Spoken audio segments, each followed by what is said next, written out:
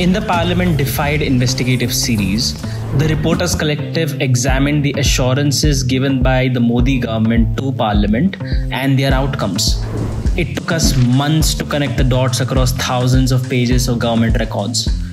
We analysed over 100 parliamentary reports, spanning thousands of pages, documenting pledges by 55 ministries over the last 5 years in Parliament. These stories reveal the stark reality of government assurances and the failure of mechanisms to ensure government accountability. From the Modi government delaying probes into allegations of corruption by the Adani group, to giving intelligence agencies a free hand to snoop on citizens. These records and government commitments were largely neglected over the years. And this neglect is by design. We are used to politicians backtracking on promises, but unlike speeches in rallies, statements made in Parliament carry a sacred weight. These are called assurances. So how do you define an assurance? To ensure governments don't heap false promises, Parliament has an accountability watchdog, one that is rarely acknowledged. There are teams in Lok Sabha and Rajya Sabha that carefully go through every answering statement made in Parliament by ministers. They look for specific phrases by ministers. For example, I will look into this, or the government is probing this issue. The government then has to fulfill that assurance in 3 months. To ensure it does its job, the two committees regularly follow up on the progress on the assurance. The government can even negotiate. It can ask for extensions or for promises to be dropped. It is this bureaucratic back and forth that we analysed in our series. Promises dropped a decade after first being made, indefinite delays, ridiculous arguments, and the government getting caught lying on record are just some things we found. Let's do a rundown of these assurances. The first assurance on the Adani group. Over the last 9 years, Modi government assured Parliament at least 7 times that it was probing alleged scams involving the Adani group. This includes the Adani group's involvement in an alleged coal import scam. The conglomerate was named in a list of 40 importers that allegedly illegally charged government-run power plants higher fee for imported coal. While the importers made huge profits, Indians paid higher power bills. The Union Finance Ministry also made assurances to Parliament to probe Adani's foreign investors, the ownership patterns of whom has been intensely scrutinized for allegedly breaking Indian laws.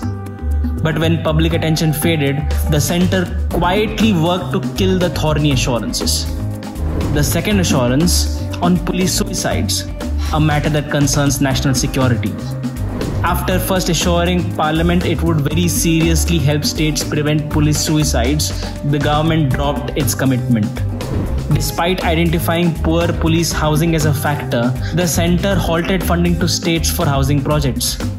Worse, it argued before the Assurances Committee that police housing is a state subject and therefore not the centre's headache. However, data shows that even among police forces under the union government, only about 30 to 50% personnel have been allotted houses. Police housing woes continue despite the then Home Minister Rajnath Singh explicitly assuring Parliament in 2015 that the government would look into it.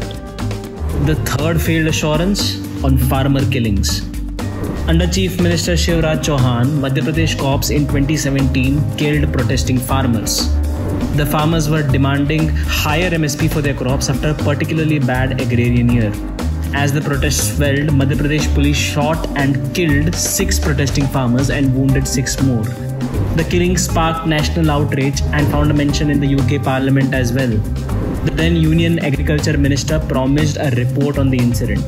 The report is still pending 7 years later, and Chauhan is now the new Union Agriculture Minister. Fourth failed assurance on privacy bill. Modi government gave in to intelligence agencies' demands and killed a decade-old assurance to bring in a law to protect citizens from illegal surveillance. Agencies demanded a free hand to snoop on citizens. The proposed bill on guaranteeing citizens a legal right to privacy had key provisions on protecting them from state surveillance as well.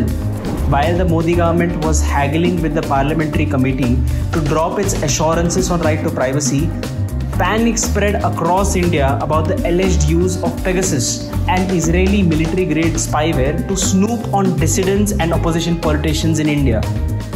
Meanwhile, evidence emerged, including in investigations by the Reporters Collective, showing how electronic devices belonging to anti-caste activists were hacked and incriminating files were placed in them. These illegally placed files were among the key pieces of evidence that led to the imprisonment of the Bhima Koregaon 16. One of the jailed activists died in prison. The fifth assurance on economy.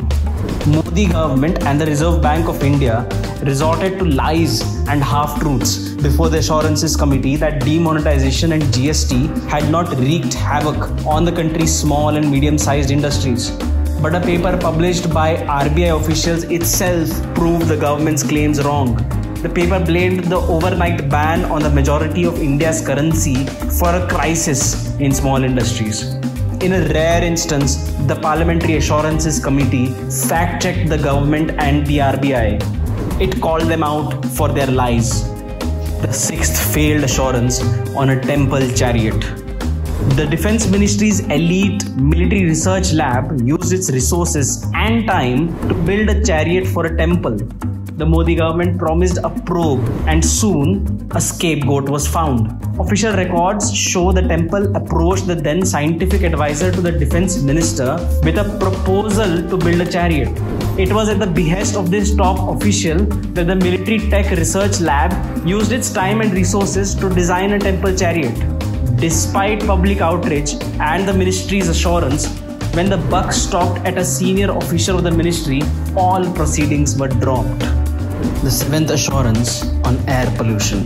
The Modi government took over 3 years to merely confirm critical pollution levels in Kashmir's cement manufacturing belt.